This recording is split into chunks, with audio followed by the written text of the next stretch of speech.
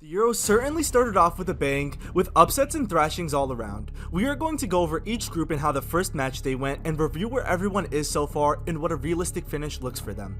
Don't forget to like and subscribe. Group A. Well, the host Germany would have the honor of playing the first match, and before the game was even played, there was a bittersweet tribute to Franz Beckenbauer, who had passed away earlier this year. And I think that may have given the Germans some extra energy because they came out swinging. It only took 10 minutes for Ballon d'Or contender Wirtz to stick one in the back of the net, and after that, they just didn't look back. Scoring 3 in the first half and 2 more in the second, Scotland was able to get a consolation goal due to a Rudiger own goal, and let's not forget that awful challenge from the Scottish defender to get a red card right before the half. They will be certainly hoping to come back from that nightmare start. From there, we go to the Swiss, who took on Hungary, and honestly, many who touted Hungary to be the dark horses, and that included me, may have just made a big mistake, as the Swiss took control from the start, scoring 2 goals in the first half. But Hungary didn't let it go that easy, as they were able to get one back, and it was a hard-fought match. However, Euro specialist Embolo was able to ice the game with an injury-time dagger. And seriously, this guy Embolo is the king of being forgotten and coming out of nowhere to destroy everybody in the Euros. Anyways, it was a good victory, and Germany took control, being at the top of the group, with the Swiss right behind them, followed by Scotland and Hungary, who seem like they will be in the battle for 3rd place. Group B. And the group of death had the most interesting results in my opinion, and let's just start with the demolition, which was Croatia versus Spain. And it just seemed as though the backline for Croatia completely forgot how to defend, as within a span of 5 minutes they had eaten 2 goals, and Lamine Yamal was able to make another statement as he got his assist for Carvajal right before the half ended. And it was clear that Croatia just wasn't in it. Even though they had held the Spaniards to a 0 goals in the second half, the damage had already been done, and they had made a statement by taking all 3 points and the clean sheet. Spain is looking absolutely deadly, and Morata is just class. Now let's get on to what is an exciting matchup between the reigning champions and Albania, who were able to qualify for their 2nd ever Euro tournament, and it was an electric first half, with Albania breaking the record for fastest ever Euro goal scored. It only took them 24 seconds, and Albania was on fire for a glorious 10 minutes, until they conceded 2 in 5 minutes. Just like their Croatian brothers, they found themselves 2-1 down. And although they had certainly tried to create Italy, bossed them around in the second half, and had the ball for nearly 70% of the game, it was an admirable battle, but Albania went home with 0 points, which I think will be a reoccurring theme for them. And honestly, Italy didn't really impress me that much, as I think they won't be able to replicate this against all the other top teams. Group C. Well, this group definitely had some more interesting results as well. Let's start off with that England-Serbia match, and in my opinion, it was much tighter than many expected. And like I said, England will definitely be upset soon and get Southgate the sack. They barely got away here due to individual excellence from Bellingham, and Serbia did only get 1 shot on target, so it seems like the defensive strategy did kind of work from England, but honestly, there's not much to talk about. I think Foden just isn't the right guy for that left wing.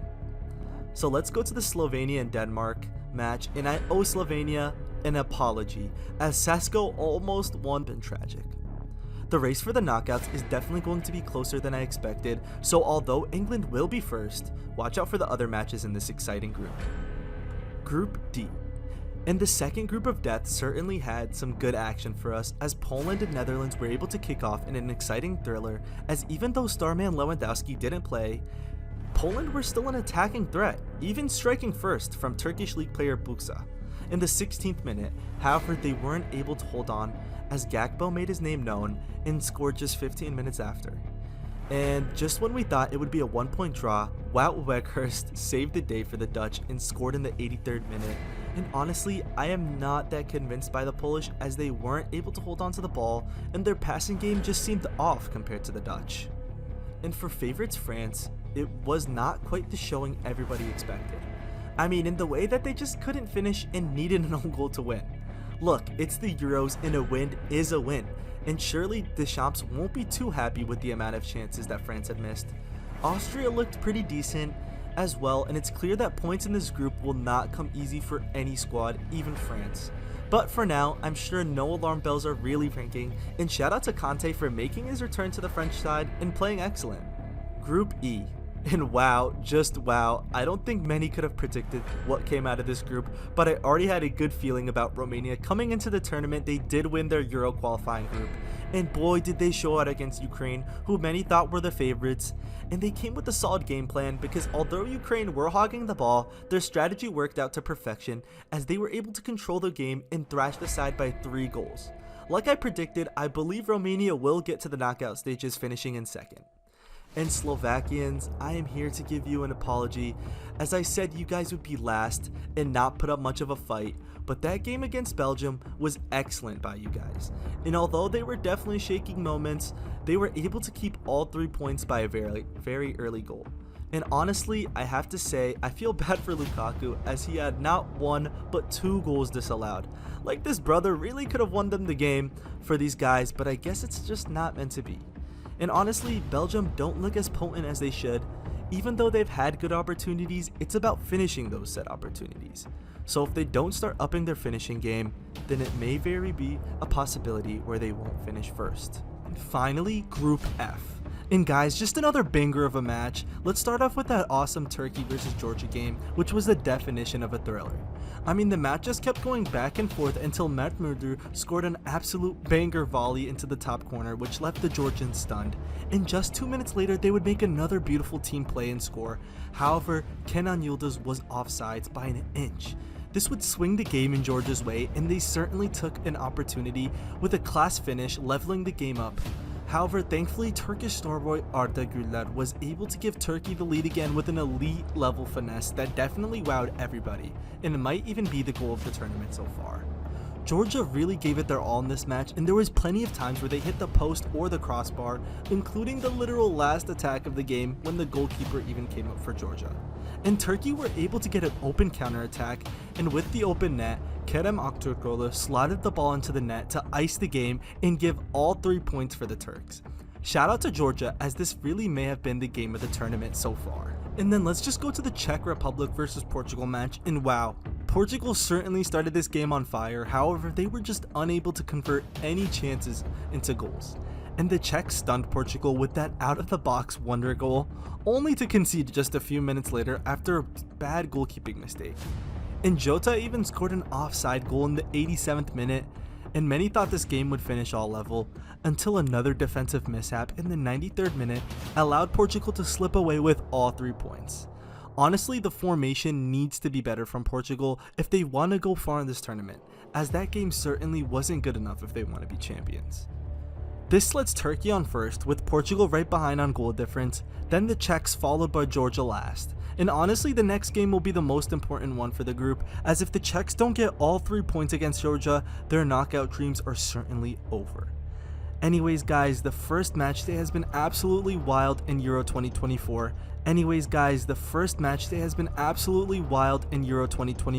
Now let's get into match day 2, and let's start off with Group A. And honestly, I was totally wrong about Hungary.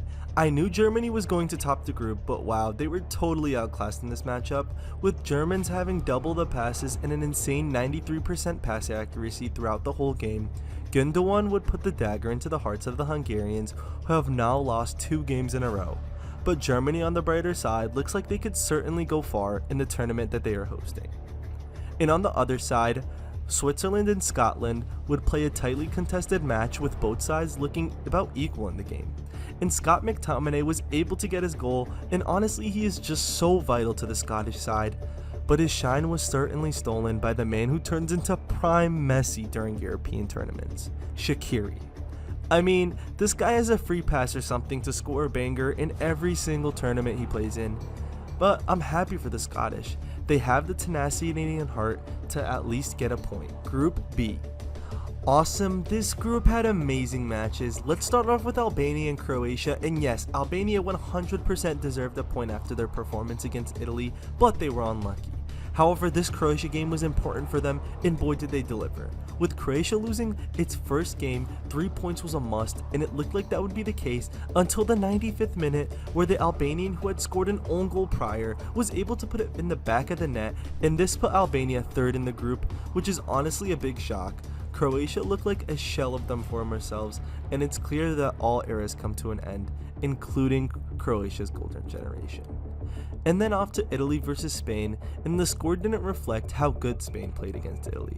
They had 9 shots on target, and compare that to Italy's 1, and it was clear that Italy looked very shaken up in this game, and Calafiori would be the unlucky one, scoring an own goal which would give Spain the lead, and they were able to just hold on. I mean, Spain had 311 passes in Italy's half.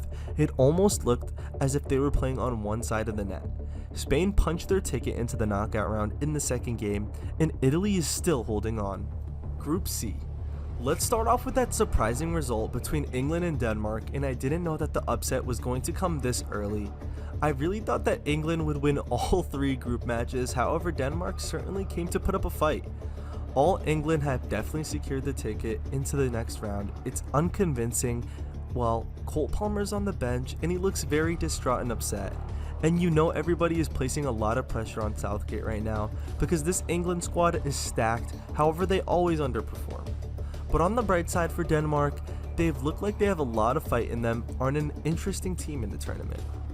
Then off to the other side, Slovenia and Serbia had a lot to play for, but Serbia kept their qualification hopes alive at the very last second when Luka Jovic would score 95th minute equalizer, giving Serbia a point and a lifeline to hold on to. And as if they were not able to get any points here, they would have had their knockout dreams over. Slovenia on the other side are kicking themselves, as they could have punched their ticket into the knockouts if they had held onto the ball for just another minute. But Serbia might have been the unlucky ones here with more expected goals, possession, and shots on target. This put England first, Denmark behind them, with Slovenia third, and Serbia last before the final match day. Group D. Poland and Austria was an electric match that started off kicking in the 9th minute when Austria opened the scoreline and Poland would try to fight back. However, this Austria team under Ralf Rangnick has been looking excellent so far, and they were able to score before getting a penalty which Arnautovic slotted into the back of the net to grab all 3 points. This match was a crucial one for both teams as both of them had lost their first game, but this means that Poland is certainly looking at the face of elimination as their goal differential is too low with the fact that they have 0 points. And then Netherlands and France was a defensive clinic from both sides, and Anthony Taylor would be under that pressure once again when he disallowed Xavi Simons, which looked like it was good, and even Van Dijk would go in a post-game interview and bash Anthony Taylor for his performance. However, grabbing another point here would mean that both France and Netherlands would guarantee the knockouts for both sides, as 4 points is enough to qualify for being one of the better third place teams. And the group of death is looking spicy before the final match day. Group E. After that 3-0 demolishing, Ukraine definitely needed to get some points against Slovakia. However, things didn't look too good for them as the first half ended 1-0 when they conceded in the 17th minute. However, in the second half, Ukraine definitely had way more chances, and super sub Yaremchuk scored in the 80th minute to put Ukraine up 2-1, giving Ukraine a much needed lifeline. And now to Belgium versus Romania. After both sides had a shocking result with Romania winning 3-0 against Ukraine and Belgium losing, many thought this matchup would be another win for Romania.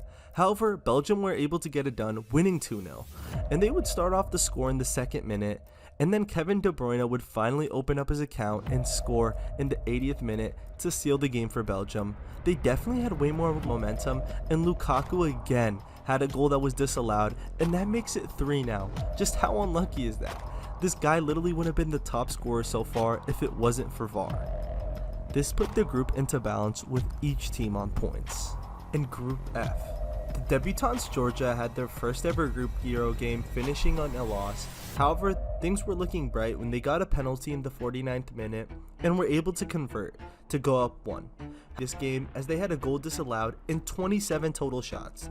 The Georgian keeper definitely deserves an award for giving Georgia the chance against Portugal heading into the last match day. And for the Czechs, things are definitely not going to plan, and they desperately need a win against Turkey, or else they will be going home along with Georgia. And to Turkey versus Portugal, and honestly this is the funniest match of the whole tournament so far, with the funniest moment, as Samet would score in a ridiculous own goal, Portugal would thrash Turkey 3-0, and Ronaldo would assist Fernandes, making him break yet another record of having the most Euro assists of all time. And this one definitely shut the haters up about Portugal, as they booked their ticket into the knockout stage by the second match day. And now, finally onto the last match day where things got intense and everything was on the line. It's do or die now. And let's go back to Group A, to the Scotland versus Hungary match. And this one was absolutely filled with drama. Hungary would keep shooting at Scotland's net, however nothing would go in and it looked like it would be another draw, with Scotland finishing with 2 points. However, in the 90 plus 10th minute, Hungary would score, making it the latest goal in the whole group stage and putting Hungary into third and possibly qualifying for the next round if they are one of the better third place teams. Scotland, I'm sorry, but this definitely is a tournament to forget for you guys from the 5 the whole time. They would send Albania back home, and Spain would finish their group spotless, winning 3 out of 3. There's just not much to say here, but I need to give a quick message to the Albanians, and that would be to be proud of this performance. Nobody expected you to even grab a point, but not only did you do that, you managed to get the fastest ever Euro goal.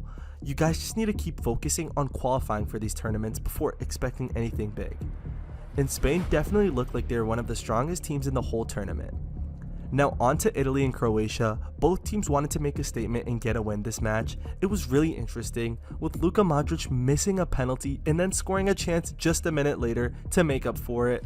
However, Italy had one last trick up their sleeve, scoring in the 98th minute. This would put Italy into second place and knock out Croatia out of the tournament. And this really is an end of an era when it comes to Croatia, as Modric will certainly retire. There is no way the old guard of Croatia will play in another Euro, and Italy shock everybody, finishing second. It's a big accomplishment in this group, and not many had Italy over Croatia. However, they were able to get the job done, and I think they won't repeat, but Switzerland is definitely beatable. On to Group C, and let's start off with that statement game from Slovenia, who may qualify as one of the better third place teams due to their 0-0 finish with England. And just wow, England looked terrible if you take into consideration all the stars they have. I know they were unbeaten, but their offense is just so stagnant, but you really can't hate that much because they did finish first, and they didn't lose. And for Denmark and Serbia, both sides would fight, but it wouldn't mean much as they would finish 0-0, but I'm sure Denmark is happy as they finish second and punch their ticket into the knockout rounds. However, they will be facing Germany, so it probably will be the end of the road. In Serbia, this is just another international disappointment, as they certainly do have stars like Dusan Tadic and Vlahovic, and they do really good in qualifiers, but could just never get the job done when it's really time to play for the trophy. Unlucky to them, and I'm sure they will come back stronger. And now on to Group D, and this was the most intense and surprising match. Let's go over that Poland one. And France are just not looking like their best selves right now. Having 19 shots and 5 on target, and Mbappe was able to convert a penalty. However, Poland would get one of their own, and Lewandowski would step up to take it and miss, until Mike Maignan was caught stepping off his line and giving the Polish another chance to level it up. And this time, Lewandowski did the rest, slotting it into the left corner. This match would finish 1-1, and Poland would be eliminated. However, they were able to save grace by grabbing a point off of the best international squad.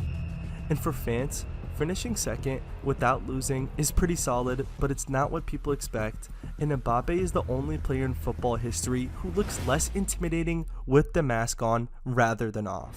And then let's go to the most exciting game, Austria versus Netherlands. And Austria would open the account with an own goal in the 6th minute. However, Cody Gakpo would slot one past the keeper in a nice counterattack, but once again, Austria would respond in the 59th.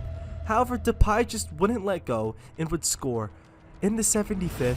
However, they had no time to celebrate, as just 5 minutes later, Sabitzer would ice the game and hit a mean celebration on the Netherlands, as Austria surprised the world and finished first in their group, meaning that they either played Turkey or Czech Republic, and that is definitely winnable for them, as they look like one of the most solid squads in the group stages.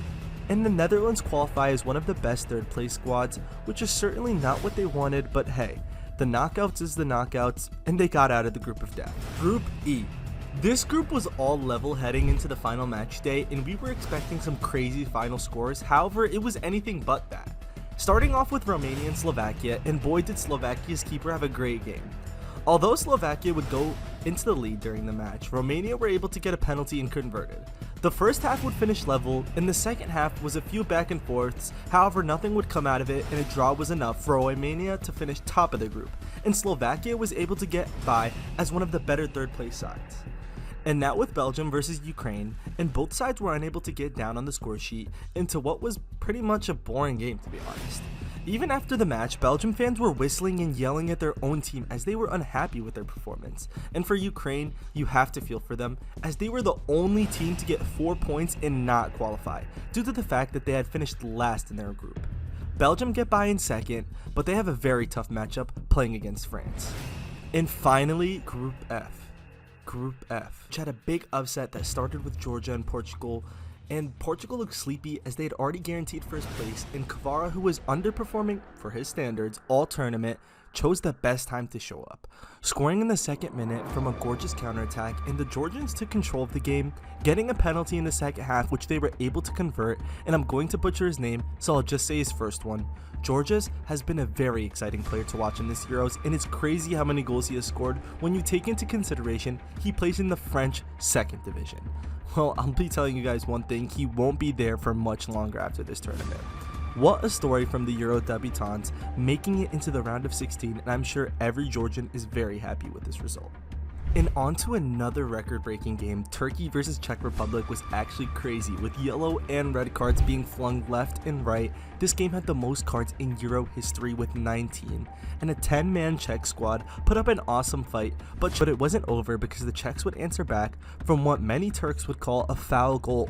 However, a very old Cenk Tosun would come onto the match and only needed 15 minutes to ice the game and send the Czechs home, while Turkey reaches its first knockout game since Euro 2008, and the Turkish fans were going crazy.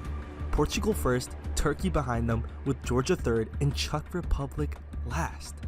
And here on the screen should be all the knockout games that start this weekend, and you guys tell me which one is the most exciting, and don't forget to like and subscribe, and thank you for watching this video.